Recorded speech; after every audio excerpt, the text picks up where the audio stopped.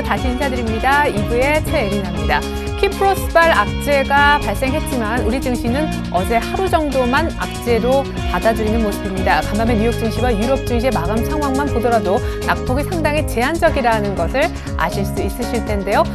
때문에 오늘 삼성전자도 1.5% 가까이 살아나면서 시장도 사흘 만에 반등 포인트를 잡아주고 있습니다. 아직 갭을 다 메우지는 못했는데요. 어떤 전문가는 갭을 빨리 메우는 것보다 조금 더 여기서 지지부진하게 끌고 가는 것이 향후 시장 상승에 더 힘을 모을 수 있을 것이라고도 얘기를 했습니다. 한편 코스닥도 전일 올 들어 가장 큰 낙폭을 그리면서 쌍끌이 매도 속에 급락을 했었는데 오늘 외국인이 장 초반에 의외로 매수세가 붙으면서 코스닥도 하루 만에 반등에 성공했고 전일 급락했었던 막판에 밀렸던 코스닥 종목들도 회복 기미를 빠르게 보여주고 있습니다. 자, 먼저 출발 증시 와이드 2부의 주요 코너들부터 챙겨보겠습니다.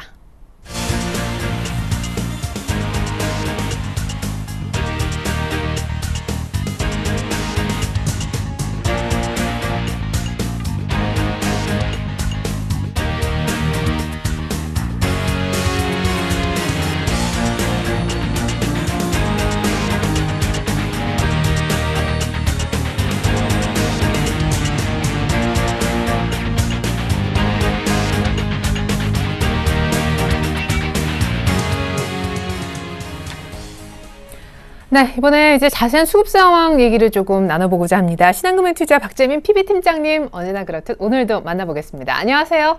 네, 안녕하세요. 네, 어제 외국인들의 선물 매수가 제법 한 5천 계약 정말 가까이 들어왔었는데 그래서인지 오늘은 또 곧바로 하루 만에 반등 포인트를 잡아주고 있습니다. 오늘 또 일본 관련돼서 엔화 환율 얘기 많이 해주실 거라고 어제 약속해 주셨는데 현재 수급 상황부터 짚어주시죠. 네, 오늘도 외국인 일단 팔고 있습니다. 어제나 이제 금요일처럼 거세게 팔지는 않는데요.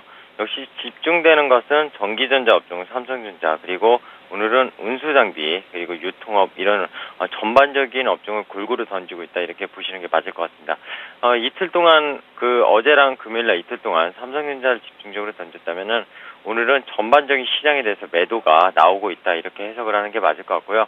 아까 말씀하신 선물에 대한 한매수, 어제 선물 매수가 들어온 건 한매수분이었습니다. 금요일과 그리고 어제 지난주에 선물 매도가 2만 개 정도 나온 것들, 결국엔 중간중간 지수가 더 떨어진다고 하더라도 한 번쯤은 차익 실현을 하고 가는 게 결국 외국인의 특성이기 때문에 그런 의미의 해석으로 보시면 되겠습니다. 단순히 거기에 대한 오늘 상승은 자율 반등이라고 해석하시는 게 더 맞을 걸로 보이고 있고요.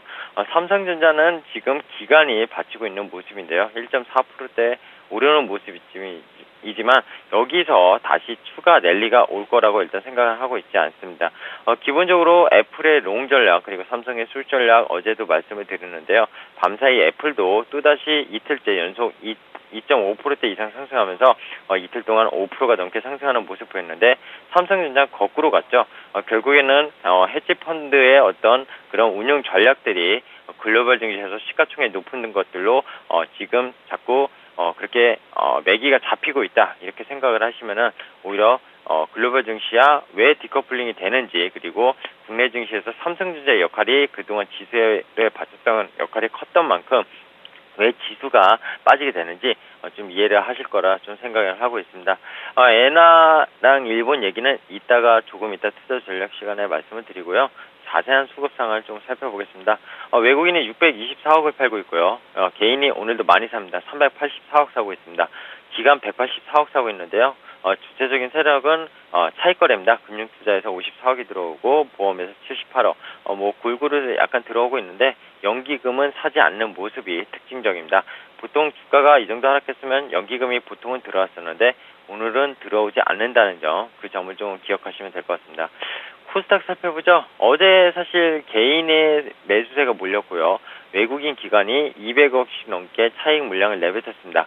오늘 외국인 다시 아침부터 270억 정도 들어오면서 어제 540선 초반까지 깼던 지수를 거의 550선으로 다시 올리려는 그런 모습을 보이고 있는데 코스닥은 항상 전반적인 기관과 외국인의 수급이 매도가 나오더라도 연속적인지 아닌지 그것만 체크하면 된다고 말씀을 계속 강조드리면서 드렸습니다. 오늘 일단 외국인 매수가 들어오는 거는 어제의 그런 어떤 매물은 차익 실현, 단기 차익 실현물이라고 생각하시면 될 것 같고요. 만약에 오들어서 수급이 변하면 좀 내용은 달라지겠지만 어쨌든 수급 상황 같이 계속 좀 지켜봐야 될 것 같습니다. 그래도 어제 개인들이 코스닥을 한 490억, 500억 가까이 순매수한 것은 조금 비싸게 사지 않았나, 뭐 그런 생각도 좀 드는데요. 진짜 아까 제가 여쭤보려고 했었거든요. 1970, 80 레벨이면 기관이 이제 공격적으로 좀 사줄 법한 라인인데 조용하단 말이죠. 기관과 외국인, 개인은 각각 어떤 생각을 현재 하고 있는 걸까요? 네, 일단은요, 외국인은요, 제 표현을 좀 드리겠습니다. 어제도 박 팀장이 알려줬잖냐, 삼성 숏 애플 롱이다. 이렇게 좀 표현을 하고자 하는데요. 결국에는요, 미국에서 지금 구글이 계속 상승의 모습을 보였었는데요. 구글이 좀 상당히 행보를 보이면서 코스닥도 같이 보였고요.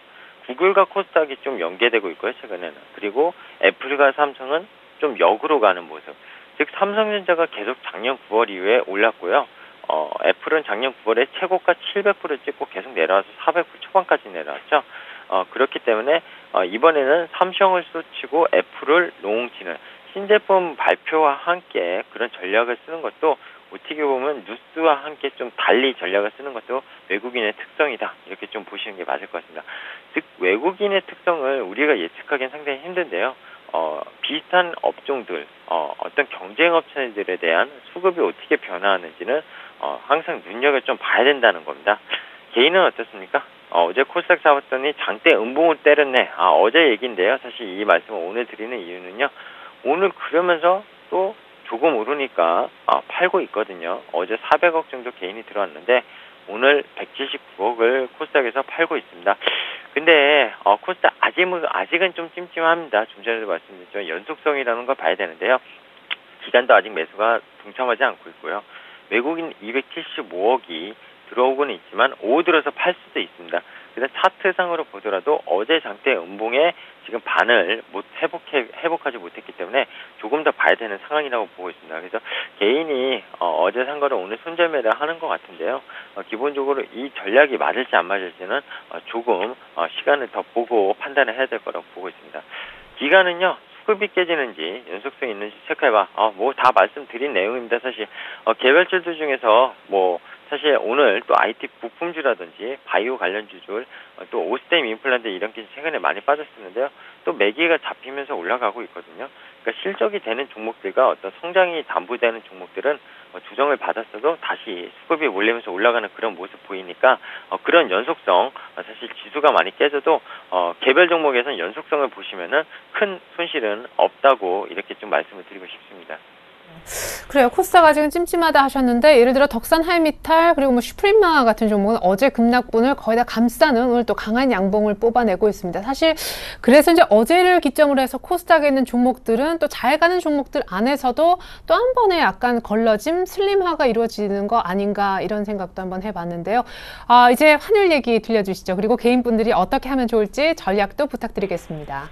네, 일단 엔화가요, 오늘 달러 대비 95.5엔입니다. 어제 94엔 초반까지 제가 방송할 때 내려갔다가 지금 1.5엔 정도가 반등에 나서면서 엔화 약세로 다시 돌아선 건데요. 결국엔 그겁니다. 유로화가 키프로스 악재, 뭐 뱅크런 사태가 유럽에서 일어날 수 있다는 그런 악재로 유로화가 상당히 어제 낙폭이 확대됐었죠. 1.5%까지 확대되는 모습이었는데요. 그러므로 해서 유로가 약세다 보니까 엔화가 안전자산 쪽으로 수요가 몰리면서 엔화의 매수세가 몰리면서 엔화 강세가 나왔던 거죠. 근데 하루 만에 뭐 1.5원이 반등했고요. 어제도 말씀드렸지만 96엔까지 돌파했던 엔화가 뭐 94엔 내려가서 조정을 일부 차익 실현을 한해서도 나올 수 있는 거라고 말씀드렸고, 지금 일본 중앙은행이 결국엔 내달 4월 달에 있을 통화정책 회의 전에 임시적으로 회의를 열어서 경기 부양책을 쓸 가능성도 상당히 농후해졌습니다. 그렇게 되면 엔화가 결국에는 약세가 끝난 게 아니고요. 단기 조정, 특히 유럽 악재 그런 것들이 좀 나오면서 그런 게 좀 불거진 건데요. 그런 거 무시하시고요. 기본적으로 엔화 약세는 이제 시작일 뿐이다. 니케이 증시가 어제 1.7% 정도 빠졌는데 오늘 그거 다 회복하고 있죠. 결국엔 엔화의 흐름에 따라서 니케이 증시가 계속 왔다 갔다 하는데요. 결국 엔화 약세가 일본의 수출 수출주들을 살리고 있기 때문에 당연히 저럴 수밖에 없는 거고, 일본 증시가 6개월 만에 거의 뭐 40% 가까이 지수가 폭등하는 사례가 발생하고 있는 건데, 니케이 지수에 대해서 조금 말씀드리면요. 사실 차트를 만약에 니케이 지수 보실 수 있는 분들은 보시면은 지금 2011년에 결국 원전 사태 2년 전에 4월 달에 터졌을 때 12,000에서 꼬꾸라졌습니다. 그리고 2007년 우리나라가 처음으로 2,000을 넘어갔을 때 최고점이었을 때 그때 펀드 붐이 상당히 불었었던 때죠. 그때 니케이 지수가 18,000이었어요. 근데 이제 12,000이거든요. 즉 원전 사태 이후를 지금 회복한 거고요. 거기에다 미국 쪽에서 셰일가스 붐을 일본에 수출한다면은 일본이 이제 원전 에너지 정책을 쓰지 않더라도 셰일가스 쪽에서 나중에는 성장 동력을 찾을 수 있다는 겁니다. 즉 일본은 20년 장기 침체, 90년대 말부터 있었던 부동산 침체랑 주식시장 침체가 20년 동안 이어왔었는데요. 그 침체에서 벗어날 수 있는, 즉 디플레이션에서 벗어날 수 있는 게 양적 완화, 엔화의 약세 이런 걸로 인해서 분명히 일어나고 있다. 이렇게 보시면 될 것 같습니다. 저는 일본에 대한 유동성이요 상당할 거라고 보고 있고요. 일본 시장이 펀드를 투자해도 인덱스 펀드, 지수형 펀드 이런 걸 투자해도 상당히 유망하다고 개인적으로 보고 있습니다. 그래서 지금은 사실 국내 증시에만 원래 투자하는 게 아니고요. 최근에 유로 선물도 하고 FX 마진 한쪽도 하고요. 그리고 해외 주식 투자도 많이들 하시는데요. 여러 가지 글로벌 증시를 좀 파악하신다면은 되는 증시를 찾아서 투자하는 것도 하나의 방법이지 꼭 국내 증시에서의 국한돼서 투자하는 게 올바른 행태는 아니다. 물론 해외 어떤 주식 투자에 대해서는 또 양도세 20% 이런 세금 문제가 있긴 있는데 그만큼 더 먹어주면 되는 거고요. 시장이 그만큼 더 좋아주면은 그런 세금 문제는 나중 문제가 아닌가 개인적으로 생각을 하고 있습니다. 좀 얘기가 딴 방향으로 흐른 것 같지만 결국에는 제가 드리고자 하는 포인트는 유동성은 되는 시장으로 지금 몰리는 시장이라는 거고요. 유럽은 조금 어려울 수 있다는 게 유로화를 보면은요. 지금 1.3불대가 다시 깨졌거든요. 최근에 올해 연초까지만 해도 1.37불까지 올라갔습니다. 유로 달러가. 근데 1.3불이 지금 다시 깨졌고요. 작년에 워낙 위기가 왔을 때 1.2불까지 내려갔었죠. 1.2불 초반까지. 지금 딱 그 중간 라인이라고 보시면 됩니다. 고점과 하단에. 결국엔 그 중간 라인에서 행보를 하고 있는데 결국 뱅크런 사태든 아니면 스페인이나 이탈리아에 대해서 역시 구제금융이 집행이 될지 안 될지의 여부에 따라서 유로화가 다시 상승할 수 있지 아니면 유로화가 약세를 보일지 나타날 텐데요. 결국 유로 문제는 유로화 흐름을 보면 예측이 가능하니까 장중에 시장 티커에 유로화도 환율도 하나 정도는 좀 열어놓고 그리고 좀 전에 말씀드린 엔화 달러도 같이 열어놓고 좀 보시는 요새는 환율 부분이 가장 중요하기 때문에 저는 항상 환율을 보고 요새 좀 시장을 판단하거든요. 그런 게 중요하다고 생각합니다. 자, 그럼 마지막으로 간단하게 압축적인 투자 전략 말씀드리겠습니다. 코스피 대형주는요 오늘 반등에 자율적으로 조선주든 철강이든 화학이든 다 나오고 있습니다. 반등이. 근데 이런 것들요 상당히 하락 때보다 반등이 약하죠. 이런 것들 들어가시면 안 됩니다. 삼성전자도 안 되고요. 현대차도 엔화 약세의 흐름을 본다면은 당연히 안 된다는 겁니다. 즉 경기 민감주보다는요 내수주 투자 쪽을 단기로 매매하시는 게 맞다. 여전히 말씀드리고 싶고요. 코스닥은 어제 깨진 수급 연속성을 체크하시면서 접근을 하셔라. 단 그것도 개별 종목 부분에서 좀 전에 말씀드렸던 아까 오스텐 임플란트 말씀드렸고요. 그리고 IT 부품 중에 서원인텍이라는 회사도 제가 지난번에 한번 말씀드렸는데 자, 어제 많이 깨졌어도 수급은 좋았습니다. 외국인 기관이 샀고요. 그러니까 그런 수급의 연속성이 깨져도 좋은 종목들이 있거든요. 그리고 실적이 좋습니다. 그렇기 때문에 유동성에 몰리는 거니까 그런 수급의 연속성 있는 종목들 지수랑 상관없이 매매를 하시면은 성공할 수 있다. 이렇게 마지막으로 말씀을 드리겠습니다. 네, 감사합니다. 지금까지 신한금융투자 박재민 PB팀장님과 함께 수급 얘기 나눠봤습니다. 종목까지 감사합니다. 네, 감사합니다. 네, 이어서 업앤다운 특징주 살펴보겠습니다. 화면 함께 보시죠. 네, 오늘도 업이 두 종목, 다운이 두 종목이군요. 업은 LG전자. 요즘 같은 장에서 LG전자가 진정한 강자죠. 어제 시장 많이 빠질 때도 혼자 1.5% 올랐고 오늘도 갭 상승으로 출발하면서 상승폭을 유지하고 있는 그런 종목입니다. 당연히 업 종목에 포함이 됐고요. 두성엔지니어링 오늘 저희가 출발 키포인트 브리핑에서도 짚어드렸는데 황철주 대표가 중소기업 청장 이쪽에서 돌연 사의를 표명을 했었는데 주가는 오히려 오늘 상승세를 띠고 있습니다. 다음 종목으로는요. 유증 얘기 나와서 소위 점한가에 들어간 이화전기와 자본 잠식 우려 때문에 오늘까지 연 3거래일 연속 한가에 지금 진입해 있는 RNL 바이오가 화면상에 잡히고 있습니다.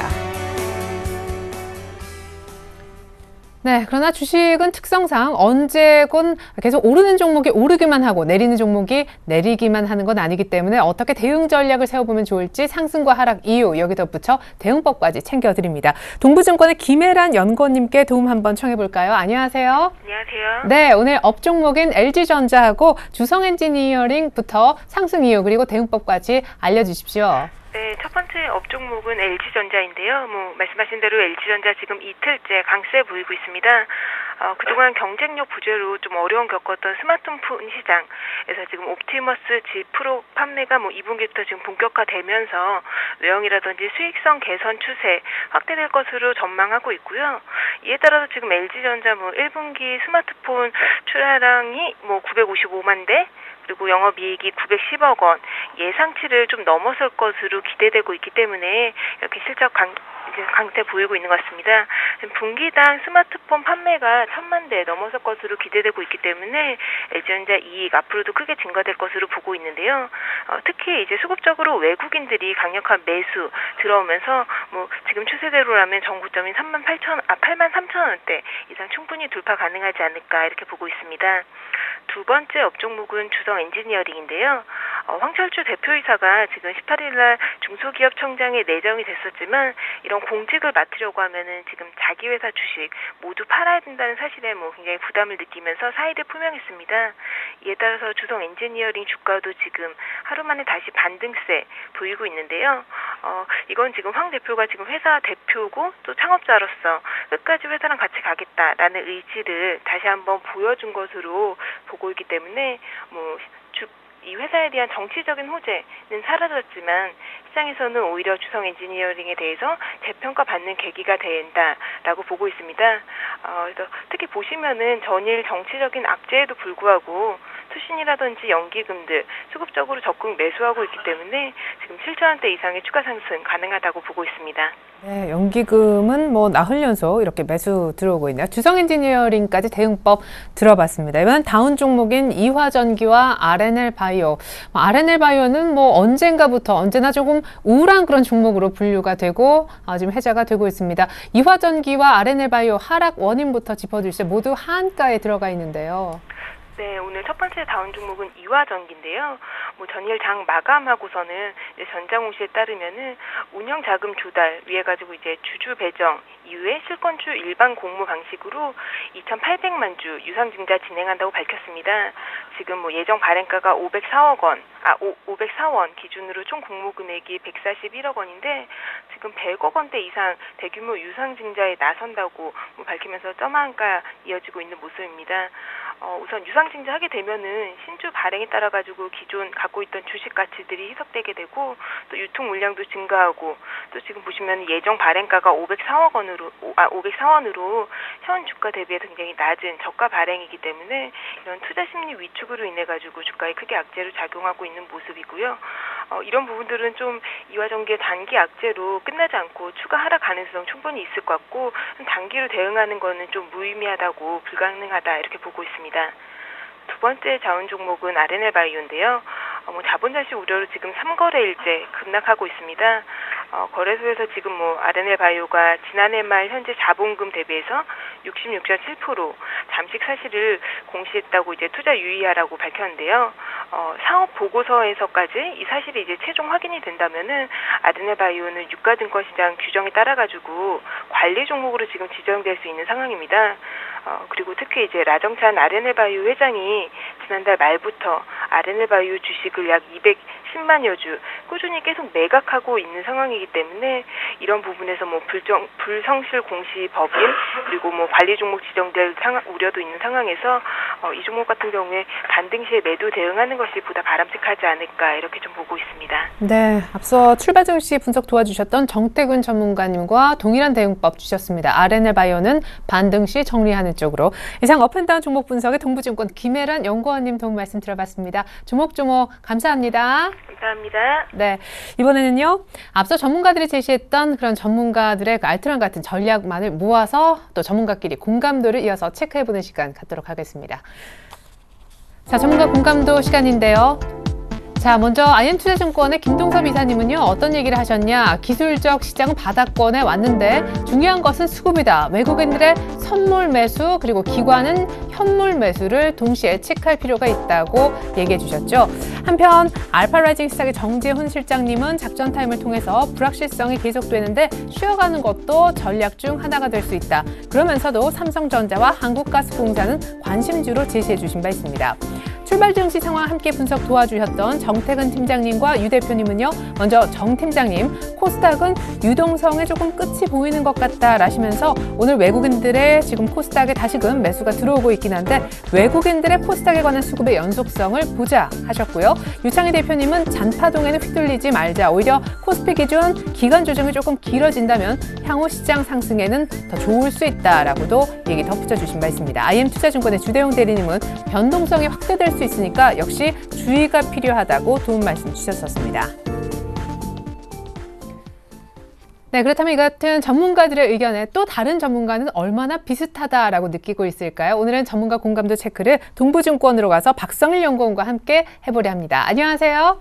예, 안녕하십니까. 네, 이렇게 총 5분의 의견을 저희가 함께 좀 다시 정리를 해봤는데 어떤 분의 의견하고 가장 좀 유사한 생각을 갖고 계십니까? 예, 일단은 잔파동에 휘둘리지 말자라는 의견에 저도 적극적으로 찬성을 하고요. 그럼에도 불구하고 일단 단기적으로 변동성은 확대될 수 있기 때문에 주의는 약간 필요하지만 매수 관점에서 보고 싶다라는 얘기를 좀 드리겠습니다. 예. 자, 그러면 조금 주의를 하면서도 충분히 매수의 기회가 많은 장이다라고 느끼시는 것 같은데 어떤 쪽에 매수를 하면 좋을지 오늘 그러면 종목에 대한 조금 그런 가이드라인 중심으로 코스피든 코스닥이든 좋습니다. 우리 박성일 연구원님만의 전략 좀 부탁드릴게요. 예, 일단 코스피 시장을 먼저 말씀을 드리면 코스피 시장 같은 경우에는 이제 갤럭시 S4가 출시가 되면서 재료가 소진이 됐기 때문에 삼성전자가 크게 흔들리는 모습을 보여주고 있습니다. 그럼에도 불구하고 1분기, 2분기까지 어닝이 꺾이지 않는 상황이기 때문에 사실은 140만 원 초반대라고 하면 삼성전자는 접근이 가능하겠지만 상승을 위해서는 단기적으로 좀 시간이 필요하다고 보고 있고요. 이에 대한 대안주로 LG그룹주로 한번 말씀을 드리도록 하겠습니다. 특히 LG전자 같은 경우에는 1분기 한 2,800억 정도 그리고 2분기에는 4천억 원 이상 어닝이 예정이 되어 있기 때문에 적극적으로 매수할 수가 있고 삼성전자의 반사이익을 조금 볼 수 있다라고 말씀드리겠고요. 코스닥 시장 같은 경우는 이제 잔파동에 너무 휘둘리지 마셔야 될 텐데 첫 번째로 갤럭시 S4 관련주 IT 부품주들이 큰 폭으로 좀 하락을 하고 있는데 올 하반기까지는 매출이 꾸준하게 있습니다. 기존에 작년에 수주했던 물량만 해도 올 한 해 어닝을 찍을 정도가 되기 때문에 낙폭이 과대할 때마다 적극적으로 이런 IT 부품주는 매수가 가능하겠고요. 기존에 이제 지수를 조금 방어했던 제지나 그리고 음식료, 게임이나 엔터주 같은 경우에는 꾸준히 상승 추세를 이어가고 있고요. 특히 음식료와 엔터 같은 경우에는 바닥권 진입 이후에 기관이 매수를 한 이후 상승세로 돌려놨기 때문에 중장기적으로 한번 가져가 보시는 게 좋겠다라고 말씀드리겠습니다. 네, 무엇보다 엔터 쪽에는 오늘 스트리밍 종량제 같은 굉장히 좀 호재성 뉴스도 들려왔는데 오늘 이쪽에서 종목 하나만 찾아주시죠. 예, 제가 오늘은 SM을 한번 말씀을 드리겠습니다. SM 이제 4만 원에서 바닥권을 형성한 이후에 지금 추세가 나고 있는 구간인데 첫 번째로 이제 5월 1일부터 시행이 될 스트리밍 종량제 수혜를 볼 수가 있습니다. 기존에 이제 정약제에서 종량제로 가게 되면서 음원 수입만 해도 한 30% 정도는 상승할 수 있다라고 예상이 되고 있고요. 기관이 이제 4만 원대 초입에서 매수를 시작을 했기 때문에 아직까지는 평균 단가에서 크게 벗어나지 않았습니다. 그리고 이제 여름철 다가오면서 일본 콘서트를 중심으로 해서 성수기에 진입을 하고 있기 때문에 2분기부터는 어닝이 큰 폭으로 개선이 될 수 있다. 그리고 최근에는 이제 스타들과 연계된 제품들, 화장품을 비롯한 기타 부수입을 창출하기 시작을 하면서 200억 이상의 어닝도래 충분히 나올 수 있다고 보고 있기 때문에 목표 주가는 46,000원 정도에서 과감하게 매수하시면 좋을 것 같고요. 손절은 이제 44,000원 그리고 목표 주가는 단기에 52,000원 정도 한번 제시를 해드리겠습니다. 네, 오늘 조금 관심 갖자 하는 종목이 SM이었는데 앞서서 삼성전자가 조금 부진하니까 대안으로 LG그룹주 IT를 좀 보자라고 하셨는데 토픽주는 역시 LG전자입니까? 간단하게만 좀 그 종목만 여쭤보겠습니다. LG전자를 한번 보시는 게 좋을 것 같은데요. LG전자 같은 경우에는 기존에 이제 옵티머스 G 그리고 옵티머스 프로, 앞으로 옵티머스 2 출시를 앞두고 있는 상황이고 가전제품이나 에어컨 같은 경우에는 이제 여름철 그리고 결혼 정년 시즌을 들어오기 시작을 하면서 성수기를 진입을 하기 때문에 2분기까지는 무난히 성수기 진입에 따른 수혜를 볼 수 있다라고 판단이 돼서 LG그룹주 중에서는 LG전자를 매수해 보시는 게 좋겠다라고 말씀드립니다. 네, 감사합니다. 지금까지 동부증권 목동지점 박성일 연구원의 도움 말씀 들어봤습니다. 종목 감사합니다. 예, 감사합니다.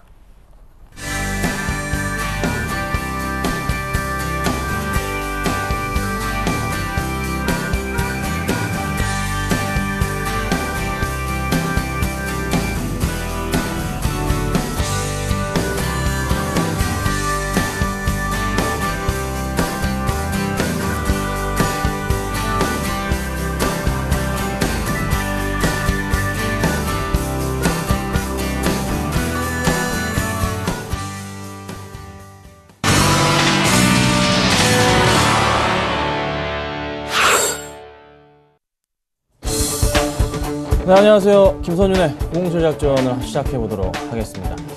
자, 시장이 어제 같은 경우에는 코스닥 같은 경우가 2.4%까지 빠져주면서 굉장히 많은 종목들이 하락폭을 키워놨는데 오늘은 오전장에 좀 어느 정도 가파르게 좀 상승을 해주면서 낙폭을 좀 많이 회복하고 있는 흐름이 좀 나와주고 있습니다. 자, 근데 시장 상황이 그렇게 좀 녹록치만은 않은 것 같은데요. 자, 키프로스란 나라가 동유럽에 있는 나라인데 크진 않습니다. 하지만 좀 어느 정도 불안 심리를 좀 가중시키는 그 흐름이 나와주고 있다는 게 좀 안타깝긴 합니다. 자, 그래도 어제 이제 코스피나 코스닥 빠진 걸 대비해서 뉴욕장, 다우지수나 나스닥이 큰 폭의 하락은 없었기 때문에 다시 어느 정도의 낙폭 회복을 하지 않았나 판단이 드는 부분이 있습니다. 자, 지금 보시면 코스피지수 같은 경우에는 혹시 모를 악재에 대비해서 한 1950포인트 부분까지 떨어질 가능성은 없지만서도 만약에 떨어진다면 굉장히 강력한 매수 포인트가 될 것으로 판단이 되고 있고 코스닥 같은 경우에도 한 530포인트가 만약에 떨어진다면 또 강력한 매수 포인트가 발생하지 않을까 판단이 됩니다. 실질적인 매수 포인트로 좀 말씀을 좀 드려보자면은 자, 외인의 수급이 돌아올 때, 자, 외인의 수급이 좀 강하게 돌아올 때를 판단하시고서 매수를 해야 되지 않을까 이렇게 판단이 들고 있는데요. 자, 현재 오늘 지금 시간으로 봤을 때 외인 매수세를 보자면은 마이너스 700억 수준이네요. 아직까지는 조금 매수하시기엔 이르지 않을까 판단이 됩니다. 좀 더 외인들의 매수가 돌아오기만을 조금 기다리는 그 시장, 조금 기다리는 자세가 좀 필요하지 않을까 판단은 됩니다. 그래서 조금 더 지켜보자. 이번 주 한 주 지켜보시는데 외인이 들어올 때 같이 조금 매수하시는 전략으로 가시는 게 가장 좋지 않겠나. 자, 이렇게 말씀을 드려보도록 하겠습니다. 자, 그리고 이제 제가 지난주부터 좀 말씀을 드렸던 종목 중에 자, 두 가지 종목을 조금 AS라고 넘어가 볼게요. 자, SFA라는 종목과 경동 나비엔이라는 종목을 추천을 좀 최근에 드렸어요. 자, SFA가 지금 매수가가 방송 당시에 61,300원이었는데요. 크게 걱정 없이 일단 홀딩 하도록 하시면 될 것 같고, 그리고 경동나비엔 같은 경우가 12,700원. 자, 경동나비엔은 어제 추천을 드렸는데 어제 장익이 흔들림에도 불구하고 가격 거의 뭐 변화가 없었던 그래도 선방했던 흐름입니다. 자, 그러면 SFA부터 한번 좀 살펴보도록 하겠습니다. 자, SFA가 오늘 3% 이상 지금 올라가 주면서 다시 매수가에 딱 도달한 상태입니다. 오늘 딱 현재 매수가에 딱 도달한 상태네요. 가장 많이 올랐을 때가 62,000원이었는데 아직은 아닌 것 같고 목표가는 3%를 잡고 지금 대응을 좀 한 상태고요. 자, 그럼 수급상을 살펴보면은 수급상을 보면 어제 이렇게 큰 하락장에서도 주가가 기관들의 매도세가 없었다는 점, 오히려 500주 매수세가 조금 합산을 해보니까 들어왔다는 점이 굉장히 긍정적입니다. 자, 또 하나 제가 봤던 모습이 바로 뭐였죠? 투신권의 매수 물량이었죠. 자, 투신권이 9일 연속 순매수 들어와주면서 개인들의 물량 싸그리 다 먹어주고 있는 모습. 자, 기관과 외국인들이 개인들의 물량 자체를 전부 다 흡수해주고 있기 때문에 걱정할 종목이 아니다. 자, 이 종목은 충분히 조금만 더 기다린다면은 한번 반등이 나올 수도 있는 그런 종목. 지금 현재 반등을 시도하려다가 어제 약간 주춤했기 때문에 오늘 다시 회복하는 겁니다. 오늘 한 번 더 강하게 갈 수가 있어요. 그러니까 걱정하지 마시고 내일이나 아무래도 제가 볼 때는 이번 주 안으로는 목표가 3% 도달하지 않을까 이렇게 판단을 드려보겠습니다. 자, 그 다음에 이제 말씀드렸던 게 어제였죠. 경동 나비엔을 말씀을 드렸어요. 어제 한 매수가가 한 12,650원, 12,700원 정도의 매수가가 좀 잡히셨을 겁니다. 자, 지금 현재 보면은 경동 나비엔 같은 경우가 제가 역시나 좀 주목했던 부분 하나는 기관들이 계속적인 매수가 들어오는 부분이 포착이 된다는 겁니다. 기관들의 매수가 지금 뭐 한 달세가 아니고 지속적으로 계속적인 매수세가 늘어나고 있다는 점이죠. 12월 달부터 해서도 계속적으로 기관의 매수가 꾸준하게 늘어가고 있는 모습이 포착이 되고 있다는 겁니다. 걱정할 필요가 없다는 모습이죠. 자, 어제 같은 경우에도 기관들이 몇 주? 특히 연기금에서 2만 1,000주 이상의 매수 물량을 좀 보여줍니다. 꾸준하게 어제같이 흔들리는 장에서도 매수 포지션을 놓치지 않고서 매수가 기관들 중심으로 해서 계속적으로 들어오고 있다는 게 좀 굉장히 긍정적이라는 겁니다. 자, 지금 현재 뭐 크게 상승은 안 했지만서도 조만간에 갈 준비가 됐다는 거예요. 자, 기관들의 평균 단가를 제가 말씀을 드렸어요. 평균 단가 부분 12월 달부터 체크를 해보자면은 기관들의 평균 단가 부분은 한 12,000원 초반대 정도로 예상이 됩니다. 지금 보면은 그 전에 그러니까 12월과 1월 달에 고점에서 매수한 기관들의 물량이 워낙에 많기 때문에 추가적인 반등이 나올 수 있겠다. 자, 기관들 지금 현재 수익률 뭐 한 기껏해야 1, 2% 정도밖에 안 됩니다. 좀 더 가져갈 확률이 높고 전고점 뚫고서 전고점이 가장 높았던 데가 13,200원 부근이거든요. 충분하게 도달 가능하겠다. 자, 이렇게 말씀을 드려볼게요. 자, 그러면 이제 오늘은 이제 어떤 종목을 제가 이제 가지고 나왔냐면은 오늘은 어찌 보면 극과 극의 종목일 수가 있겠네요. 자, 먼저 가지고 나온 종목이 동아원입니다.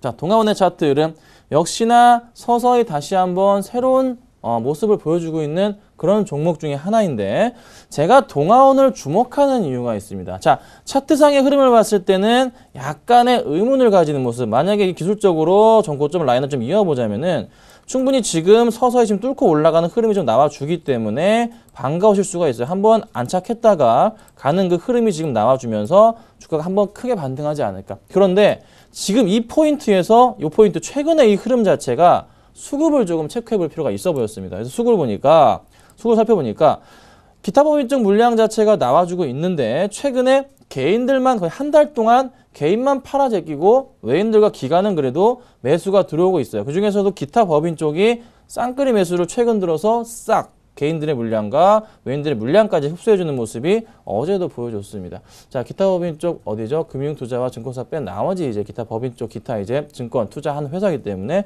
자문서도 좀 포함이 될 수 있겠죠. 자, 이런 흐름이 지금 전반적으로 좀 나와주고 있기 때문에 동아원은 지금 현재 기타 법인을 한번 믿고서 들어가봐도 되지 않을까라는 판단은 듭니다. 그렇다면은 그 전 고점 라인 부분이 바로 전 고점 라인 이미 뚫고 올라갔고요. 그 다음 라인이 바로 3,400원, 3,500원 라인이기 때문에 충분히 못 가더라도 3,400원까지만 간다면은 지금 3% 수익 실현할 수가 있겠죠. 그렇죠? 걱정할 필요 없이 한 3,400원까지만 보고서 대응하시면 어떨지 않을까 판단이 들고 있고 자, 그 다음 가지고 온다는 종목은 한국항공우주예요. 제가 좀 큰 종목을 가지고 왔어요.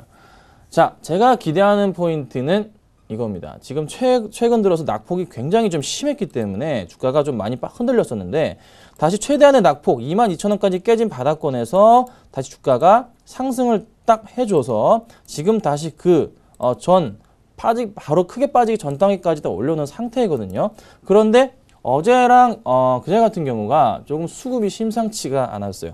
자, 수급을 살펴보니까 자, 역시나 기관들이 이 종목을 버려버렸던 최근에 주가가 이렇게 흘러내릴 동안 기관들이 버렸던 물량, 이 기관들이 다 팔았던 물량이거든요. 이 팔았던 기관이 다 던져버렸는데 최근에 다시 기관이 매수를 하기 시작합니다.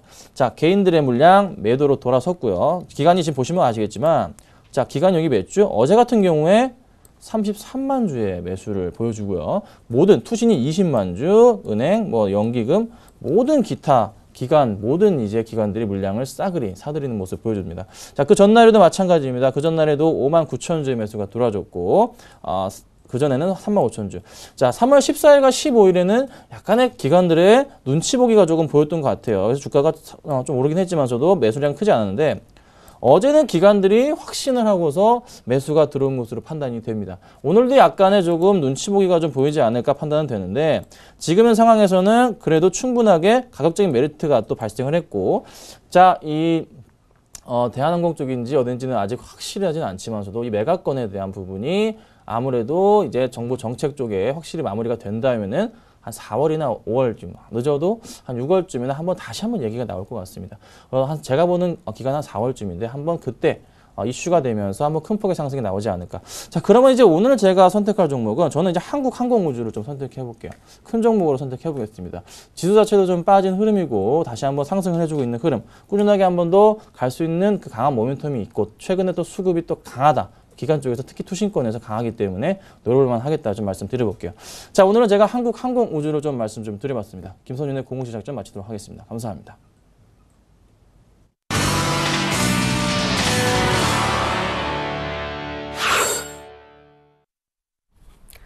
네, 10시 반 정도가 지났습니다. 개장한 지 1시간 반 만에 코스피가 1980선까지 회복했습니다. 15포인트가량 상승을 하고 있네요. 코스닥은 1.3%, 어제 골이 깊었기 때문에 더 빠른 반등을 계속 이어나가고 있습니다. 중국장이 열린 모양이에요. 리딩투자증권으로 가서 중국장 출발 분위기 짚어보겠습니다. 우성재 팀장님, 안녕하세요. 네, 안녕하세요. 네, 전일 키프로스 악재 때문에 아시아 증시 동반 밀렸고 중국도 예외는 아니었습니다. 낙폭도 적진 않았던 모양인데 오늘 출발은 그나마 괜찮다면서요? 예, 지금 전일 이제 하락세로 나타나면서 2250선이 무너졌었습니다. 오늘은 지금 시장에서 반발 매수의 유입과 함께 2250선을 다시금 돌파하는 모습을 보이고 있는데요. 현재 상해 종합주가지수 0.57% 상승한 2252.30포인트의 장 움직임 보이고 있습니다. 시장에서의 매수 물량들이 좀 이어져 나오고 있지만 시장에서의 상승을 이끌 만한 모멘텀의 부재 속에서 시장에서의 부담감 등은 좀 커지고 있는 상황인데요. 어제 발표 있었던 70대 도시의 주택 판매 가격은 전월 대비 2.1% 상승한 것으로 발표가 났습니다. 지금 2월에 국내 70대 도시의 신규 주택 판매 가격이 전년 동기 대비 2.1% 증가한 것으로 발표가 났었고 지금 70개 도시 중에서 66개 도시가 가격이 상승하는 모습을 보이면서 부동산 가격 상승에 따른 긴축 우려감은 커지고 있다고 보시면 좋을 것 같습니다. 지금 선전시, 즉 심천에 있는 주택 구입 담보대출에 대한 인상이 언급이 되면서 시장에서의 부담감은 더욱더 확대되고 있는 모습을 보이고 있는데요. 지금 주택담보대출금리가 계속적으로 할인폭이 15%에서 10%로 줄어드는 모습을 보이는 듯 주택시장에 대한 대출금리 인상에 따른 부담감이 좀 많이 커지고 있다고 보시면 좋을 것 같습니다. 결국 HSBC에서는 부동산 가격 급등에 대한 우려감이 커지고 있다는 언급을 내놓으면서 시장에서의 부담감들이 확대되고 있는 만큼 이런 부분 좀 염두하시고 접근하셔야 될 것 같습니다.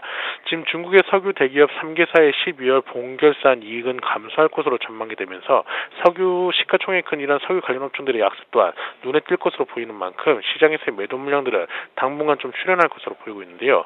결국 새로운 경기 부양에 대한 기대감이 좀 줄어들고 있는 가운데 2250선의 지지 여부를 좀 확인하시면서 접근하셔야겠습니다. 네, 2250 지지 여부 체크하자. 중국의 이제 지표도 기다리고 있는데 지표라도 좀 좋았으면 하는 기대도 있습니다. 감사합니다. 리딩투자증권 우성재 팀장님과 함께 중국장 얘기 나눠봤습니다. 잘 들었습니다. 네, 고맙습니다.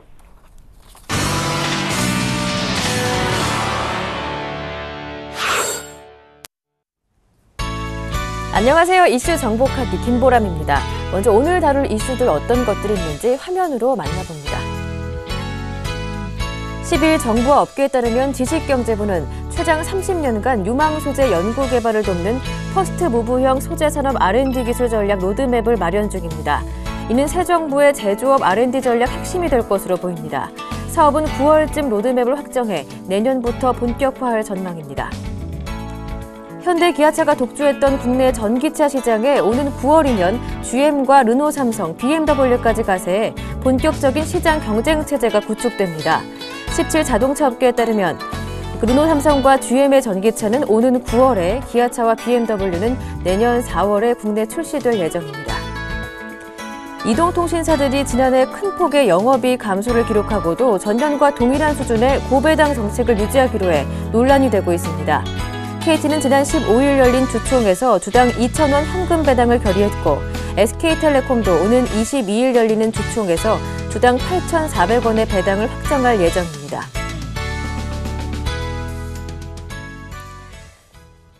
오늘 자세한 내용은 대성투자자문 안종호 주식운용팀장과 함께합니다. 안녕하세요. 예, 안녕하십니까. 정부가 유망 소재 연구 개발에 앞으로 최장 30년 동안 투자하겠다라는 계획을 밝혔는데요. 박근혜 대통령이 강조했던 부분인 만큼 앞으로 새 정부의 핵심 전략이 될 것으로 보입니다. 자세한 내용 들어보겠습니다. 예, 소재업 같은 경우에는 우리나라 제조업의 가장 취약한 부분인데요. 우리나라의 반도체 산업이나 디스플레이 산업 같은 경우에도 보게 되면은 한번 소재가 정해지고 나면은 그 소재 업체는 그 아이템을 개발을 안 할 때까지, 생산을 중단할 때까지 계속 한 가지 납품을 계속하게 됩니다. 즉, 장비 업체는 업그레이드가 되면서 장비는 바뀌더라도 소재는 한번 정해지면 끝까지 가는 높은 이익률의 사업이지만 우리나라 제조업에선 가장 취약한 부분으로 통하는데요. 우리나라 정부에서 그래서 대일무역 역조의 주범으로 꼽히는 소재 산업을 위해서 30년간 최대 연구 개발을 돕는 파격적인 방법을 지원을 해서 기초 산업의 경쟁력을 키우고 그리고 신성장 동력을 마련하겠다 이런 발표를 했습니다. 그래서 9월에 로드맵을 확정해서 내년부터는 이제 사업을 본격화하겠다 하고 있는데요. 그래서 지경부 같은 경우에는 그 단기 성과에 치중했던 기존 정책 과제하고 달리 이번에는 길게 15에서 30년까지 R&D 기간을 두고 미래의 소재를 발굴하도록 도움을 주겠다라고 하고 있습니다. 그렇기 때문에 그 이번 전략을 통해서 그 지식경제부의 한 관계자는 창조적인 그 연구 개발이 갈수록 중요해지는 상황이기 때문에 우리나라가 앞서갈 것을 생각해서 로드맵을 마련한다 그랬고요. 그래서 이런 것들이 이제 새 정부 사업의 주요 사업으로 추진될 것이다 그랬습니다. 그래서 사업 같은 경우에도 보면 갤럭시 S4 같은 경우에도 최근에 이제 그 워낙에 그 장비주들이 많이 올랐다면 결국 생산을 하게 된다면은 이제 아몰레드에 관련된 그 소재주들이 이제 또 한 번 시장에 관심을 받지 않을까 생각이 됩니다. 이제 9월부터는 전기차 시장 경쟁 체제가 본격화될 전망이라고 합니다. 사실 지금까지는 가격이나 성능 면에서 민간에 상용화되기까지는 조금 어려운 부분이 있었는데요. 앞으로 정부의 지원도 더 확대된다고 하더라고요. 예, 맞습니다. 그 9월에 우리나라 전기차가 기존에는 이제 기아 자동차의 레이로 한정돼 있었는데 9월에는 르노 삼성사하고 BMW까지 가세를 하면서 이제 전기차 시장의 차종이 이제 다양화되는 그런 시장이 될 것으로 보입니다. 그래서 경쟁 체제가 구축이 된다. 그리고 시장이 넓어진다라는 의미를 가질 수 있을 것 같은데요. 업계에 따르면 이제 르노 삼성 자동차가 SM3G 그리고 GM에서 스파크 EV 그리고 를 9월에 내놓고 기아차가 소울을 업그레이드해서 그리고 BMW는 i3라는 제품을 내년 4월 달에 국내에 출시한다고 합니다. 그래서 이런 차들이 이제 그 차는 조그맣더라도 이제 그 대량 생산이 되고 있지 않기 때문에 4천만 원이 넘는 가격이었는데요.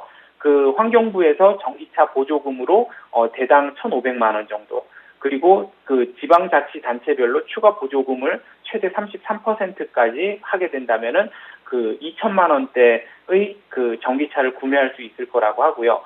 그 여기에 5시간에서 6시간이면 충전이 가능한 완속 충전기도 무상 지원한다고 합니다. 여기 이제 또 전기차 배터리는 이제 대부분 국산으로 실릴 거라고 하는데요. 소울하고 소울하고 기아차의 소울하고 르노 삼성의 SM3 같은 경우는 LG화학의 배터리를 채용하고 있고요. BMW 같은 경우는 삼성 SDI 배터리를 장착할 것이라고 합니다. 그래서 이런 것들이 이제 그 내년을 기점으로 해서 자동차 시장이 국내 민간 시장도 이제 본격화되지 않을까 이런 기대가 있는 건데요. 그래서 지자체하고 공동기관에만 보조금을 지원했던 이제 환경부가 올해 처음으로 민간에도 보조금 혜택을 지원하기 때문에 그 차종이 다양화될 것으로 보이는데요. 그 전기차 시장 결국 핵심은 그 풍부한 전기 공급이 있어야 됩니다. 그래서 그 지금처럼 가정용 그 전기에 누진제를 채택한다든지 하게 된다면은 그 전기차를 실용화하기는 상당히 어려워지고요. 그리고 충전소를 많이 세워야 됩니다. 그리고 마지막으로 이제 전기차의 성능 개선이 있어야 되는데요. 우리나라 이제 전기차 같은 경우 전기버스 같은 경우 이제 남산 타워까지 올라가는데 전기버스를 쓰는데 한번 타보신 분들은 다 아시겠지만 경사로가 조금 급해지게 되면은 속도가 사람 걷는 속도보다도 느려지는 그런 모습입니다. 그래서 아무래도 그 전기차도 성능이 개선되는 이런 단점들이 빨리 개선돼야지 민간화가 더 활발해질 것으로 보입니다. 네, 이동통신사들이 지난해 영업이익이 크게 줄었다고 알고 있는데 고배당 정책은 유지하기로 했다고 합니다. 그 이유는 무엇인지 궁금하고요. 배당 수준은 어느 정도인지도 자세하게 들어보겠습니다. 네, 그 이동통신사들이 이제 주주총회를 하면서 배당금을 결정하고 있는데요. 그 고배당을 확정 짓고 있습니다. KT 같은 경우에는 작년하고 비슷한 2,000원대의 수준의 배당금을 결의했고요. SK텔레콤 같은 경우도 주당 8,400원. 그래서 중간 배당까지 했던 것을 생각해보면 9,400원을 배당하기로 했는데요. 이렇게 된다면은 그 SK텔레콤 같은 경우에는 배당액 1위고요. KT 같은 경우에는 10위에 해당될 정도로 상당히 좋은 배당을 합니다. 하지만 이제 작년에 그 기업 실적은 그렇지 못했는데요. SK텔레콤 같은 경우 지난해 영업이익이 전년 대비 23% 감소해서 그 중간 배당액까지 고려하게 된다면 배당액이 전체 순이익의 절반 이상을 차지하는 그런 금액이고요. KT 같은 경우도 지난해 영업이익이 36% 줄었기 때문에 그 지금과 같이 주당 2,000원을 배당하게 된다면 그 순이익의 68%를 배당하는 이런 많은 배당을 실시하게 됩니다. 그 통신사들이 밝히기로는 실적이 악화되더라도 회사를 믿고 투자해준 주주를 위해서 고배당 정책은 어쩔 수 없이 해야 된다. 그리고 특히 통신주는 저성장 사업이기 때문에 그 안정적인 배당 수익을 해야 주주들이 많다라는 이런 설명을 했는데요. 그 고배당을 노리는 그 투자한 외국인들 이런 주식들은 이제 외국인들의 지분율이 많다는 게 특징인데 SK텔레콤 같은 경우는 44%, KT 같은 경우 48%인데 그 통신주 같은 경우에는 외국인들이 50% 이상 주식을 그 지분이 금지가 돼 있기 때문에 KT 같은 경우 거의 꽉 차게 샀다라고 말을 들 수 있을 것 같습니다. 그래서 통신업계 같은 경우에는 스마트 생태계 주도권을 확보하기 위해서 콘텐츠를 확보해야 되고 그래서 많은 비용이 들기 때문에 지금 이익이 줄어들고 있는 건데요. 그래서 배당 여력이 과거 같지 않은데 계속해서 이런 배당을 해야 되는가 고민이 된다고 하는데요. 결국 통신사업부는 그 정부 규제 사업이라고 할 수 있습니다. 그래서 통신회사가 그 이익을 늘릴 수 있는 방안은 많은데 정부의 규제 때문에 실질적으로는 못 늘리고 있는 건데요. 아무래도 그 미래창조과학부가 핵심이 돼서 그 방송과 이런 통신이 그 성장시키도록 했기 때문에 향후 이런 방향에서 성장성이 많이 이루어지게 된다면은 그 투자 여력이 더 늘어날 수도 있어서 투자자로서 관심을 가져볼 만해 보입니다. 네, 말씀 잘 들었습니다. 오늘 도움 말씀 고맙습니다. 예, 감사합니다. 지금까지 이슈 정복하기였습니다. 네, 1980에 정확히 걸려 있습니다. 삼성전자가 또 한 번 시세를 내니까 시장이 반등하는 것 어렵지 않아 보입니다. 1.8% 후반대 상승. 삼성전자만 오늘 보면 코스피 상승 마감은 무리 없어 보이네요. 코스닥에 오늘 외국인들의 수급이 끝까지 살아있는지도 잘 보시면 좋겠습니다. 이상 출발 증시와이드 마칩니다. 감사합니다.